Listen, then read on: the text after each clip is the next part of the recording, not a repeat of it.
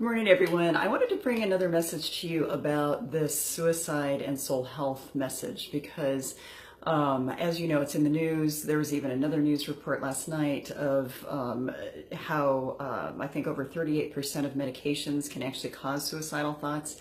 And what I want to talk about is the whole silence of suicide and how we can break it.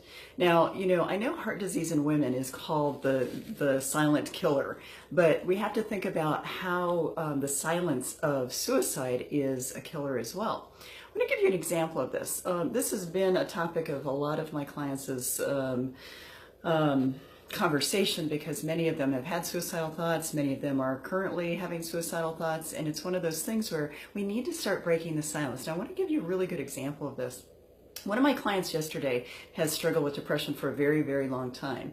And we got her to a place where she was feeling a lot better. So we took a break probably about a 2-year break. And then she called me back several months ago saying, okay, I need to tune up, need to come back. And the basic thing is, she gave me an example just yesterday of having sat with some friends at lunch who brought up the suicide issue that's coming up in the news these days. And she's staying very quiet. And these people know that she has struggled with depression. But the fact is, she was literally in her mind talking to herself saying, gosh, I wonder what these people would think if they knew that I was sitting here smiling, listening to the conversation, all the while having the voice in my head telling me that I'm worthless and that I really should do myself in. And that is the silence of suicide. You can be looking at someone and have no idea what is going on within them. And that is why we are having such a difficult time with this. The people themselves have a difficult time wanting to disclose because they don't believe other people are going to understand it. And part of the reason they don't believe they're going to understand it is because they don't talk about it openly, and also everybody perceives someone else as having a better life than them when they're going through that depth of that despair. But just like this client yesterday, she was telling me, she was sitting there having an engaged conversation with these people, all the while in her turmoil and struggling because she was having such a hard time, but nobody knew it. Nobody at the table knew it. And so we have to find a way to break this silence. We have to break the silence and normalize the fact that a lot of people in this world are dealing with these kinds of things. So some of it is biochemical, some of it is situational. I had another person in my office yesterday who was really struggling with a situation about work and health, and he was thinking that it was the end of the world, and I finally kind of regrouped for him and helped him see this is a situation.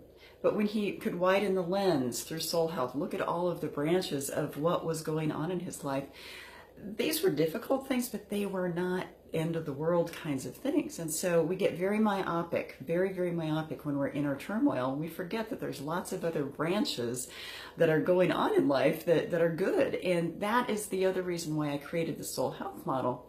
Is because a lot of times people will be very fixated and focused on how one of the branches of their world is broken or tattered or struck by lightning, whatever it might be. And yet they forget the other 9 branches. When you can widen the lens and start looking at the other 9 branches and the entirety of your tree, the entirety of your being, the entirety of your soul health, then you realize, wait a minute, that's only one aspect of my life. And so it is empowering to get you back in alignment with yourself. But so many people get so myopic with what's going on with them that they forget the rest of the world, for one thing. So we think that our world is the absolute worst world in the world and that we can't possibly get out of wherever we are. And then, we wait till the next day and oftentimes everything's looking a little bit brighter. But we have to start breaking the silence of, wait, this is what's going on with me. Let me back up, widen the lens, really look at what's going on, and then see what we can do to empower ourselves. Both of these people yesterday, by the end of the session, were able to go, oh, well, wait a minute. Yeah, this is situational. And it took about 40 to 45 minutes for both of them to get to that point. But that's it, is that if you're drenched in that turmoil and you're not talking about it, you're not getting out of yourself in order to see, wait a minute, there's other really good things going on in life, then it is going to be just suffering in silence. And that is the worst possible kind of situation when we feel alone and we feel helpless and hopeless. And that's it, is, if almost 100% of people on this planet, apparently from the research, have had some sort of fleeting thought at least of, gosh, boy, maybe it's better if I'm not here, then you're not alone. If there's 7.5 billion people on this planet, which is what the estimated population is, you are so not alone in the whole idea that you're having these suicidal thoughts. So we have to really break this silence. We have to start widening the lens, and we have to start talking about it with people who we might have a little concern about. Now, I've had family members in my life, I've had friends in my life who have been very depressed, and you can touch base with them and kind of open it up to them and they'll shut you down. And so there are those people who really don't want to talk about it, but still reach out because of the fact that just knowing that someone cares is often what helps them get through it. And so sometimes you do have to take it to the extreme of confronting them and really kind of doing a little intervention with them. But on the other hand, really it's caring and compassion that they need. It's helping them know that they're not alone. It's helping them get help. Now, I don't know how many times in a session I will actually call an inpatient unit or call a friend or a doctor or someone that is with, that I know can be with that patient of mine through their healing process, so that we can start creating sort of a little village, a team around helping people. But really, it's about helping people realize you are not alone. And your soul health is very much probably brighter than you think it is. You have to just widen the lens to be able to see what else is going on. The other thing I want to throw out there, and I think about this because I've heard lots of clients these last couple of weeks talk about this with the celebrity suicides.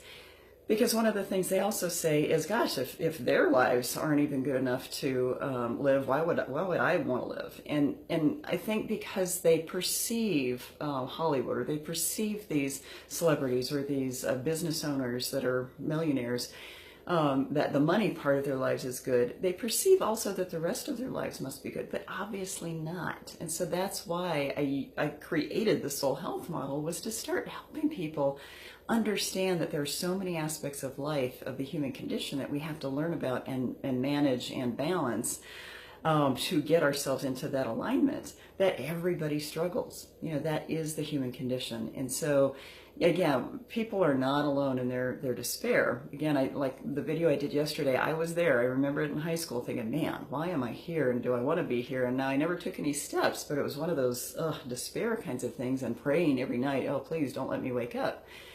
And then finally, you know, I started to work my way through that. I did not have the assistance of family. My family was not mental health friendly. And so I was alone, and it was one of those things where I knew that I had to be the one to get out of that if I wanted to make something of my life. And that's exactly what I did. Is obviously I know how to help people now because I've been doing this for almost 30 years. So the thing is, we can make something from our turmoil. We just have to keep widening the lens and also break that silence.